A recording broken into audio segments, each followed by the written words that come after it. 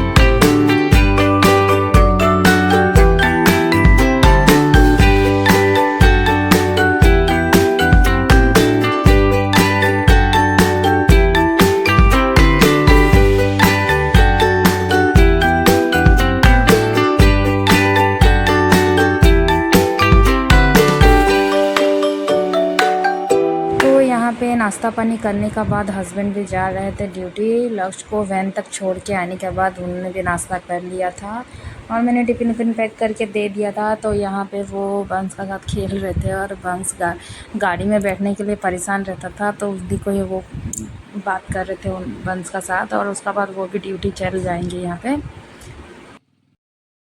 तो अभी लक्ष्य भी स्कूल चला गया है और हस्बैंड भी ड्यूटी चल गए हैं। दोनों को टिफ़िन दे के मैंने स्कूल अपना अपना चल गए हैं। और बाकी घर का काम पूरा बिखरा हुआ है, समझ नहीं आ रहा है घर का काम कहाँ से चालू करें। और वंश को अभी मालिश हो रही है, मेरी जो मछली वाली जेठानी है वो मालिश कर रही है। उनको मैंने तेल उल दे दिया है, वो अपना रूम में बैठकर उसका मालिश कर रही है, वो ही मसाज करती है। और मुझे तो उतना खास मसाज करना नहीं आता है, तो उनको थोड़ा बहुत आता है। तो जब से मैं इसको यहाँ पे लेके आई, वहाँ थी तो मम्मी कर देती थी, तो यहाँ आने का बाद मैंने 4-5 महीना धाई जो रहता है, धाई माँ जो रहती है उनको रखा था, तो वो ही मालिश कर रही थी। और उनका छोड़ने का बाद फिर अभी जो है मेरी जेठानी मालिश करती है, तो वही वो उधर मालिश कर रही है। और बस हस्बैंड जाने का बाद मैं थोड़ा सा रेस्ट कर रही हूँ, क्योंकि सुबह उठ के हड़बड़ हड़बड़ हर चीज़ करना, उसका बाद थोड़ा सा थकावट आ जाता है। थोड़ा सा अभी मैं बैठूँगी, उसका बाद मैं सब काम करूँगी। वही सोच रही हूँ कि कहाँ से काम चालू करूँ, पूरा घर मैसी होकर पड़ा हुआ है। तो कोई नहीं, चलो बच्चा का स्कूल स्टार्ट हो गया है, अभी थोड़ा सा मुझे भी टाइम मिल जाएगा, अपना हिसाब से मैं काम करने लगूँगी। अब बच्चे रहते हैं घर में, तो उनका हिसाब से हर चीज़ करना पड़ता है, उनको टाइम से देना पड़ता है। अब मेरा बात है अकेले का, तो मैं कभी भी बनाती हूँ, कभी भी खाती हूँ, कुछ इसका वो टाइम टेबल नहीं है। जब भी मेरा काम ख़त्म होता है तभी मैं खाना खाती हूँ। तो बस चलिए थोड़ा सा काम कर लेते हैं घर का, उसके बाद फिर मिलते हैं।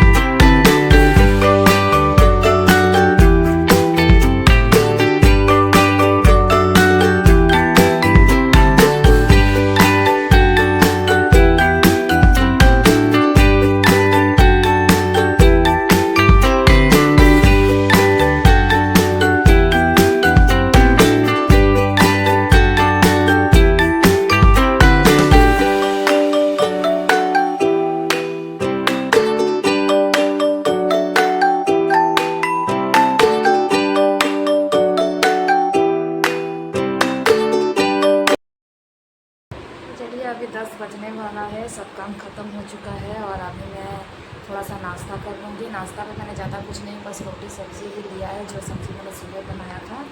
और साथ ही मैंने लिया है थोड़ा सा चाय में अभी लाल वाला चाय मैंने बनाया था। दूध वाली चाय मैं नहीं पीती हूँ, ज़्यादातर गैस हो जाता है, तो इसीलिए लाल चाय और रोटी और जो कोई साग की सब्ज़ी बनाई थी वही मैं खा लूँगी पहले।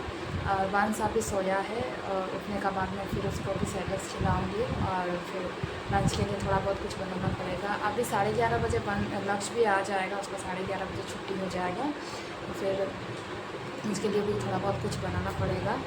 तो चलिए पहले नाश्ता कर लेते हैं।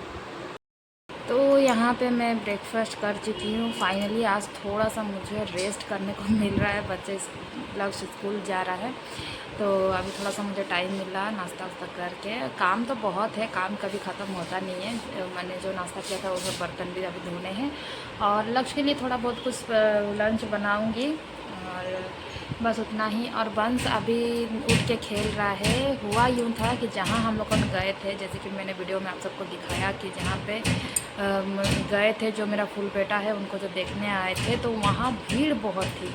वहाँ उधर से भी करीबन 15-20 आदमी आए थे, बच्चे बूढ़े मिला के, और इधर से भी हम लोग करीबन 15-20 थे, तो यानी कि 50 आदमी शायद हम लोग वहाँ पे होंगे। और गर्मी बहुत थी, बच्चे ऐसे ही रो रहे थे, वंश बहुत परेशान हो रहा था वहाँ पे। तो जैसे तैसे करके वहाँ पे हमने जो है सब बातचीत हुआ, सब कुछ खाना पीना हुआ, और वहाँ से आते आते हम लोगों को शाम हो गई थी, यानी कि 7 बज गया था वहाँ से आते।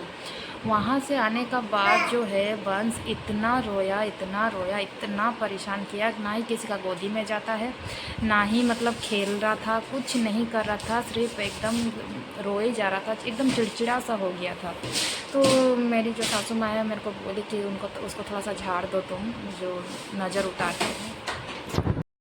तो मैं ये ये नहीं कह रही हूँ कि अगर वहाँ मतलब उधर ही से कोई आया था उन्हीं का ही नज़र लगा है, मैं ये नहीं बोल रही हूँ। नज़र तो अपनों को भी लगते हैं, तो हो सकता है हम सब में से किसी का ही नज़र उसको लगा होगा।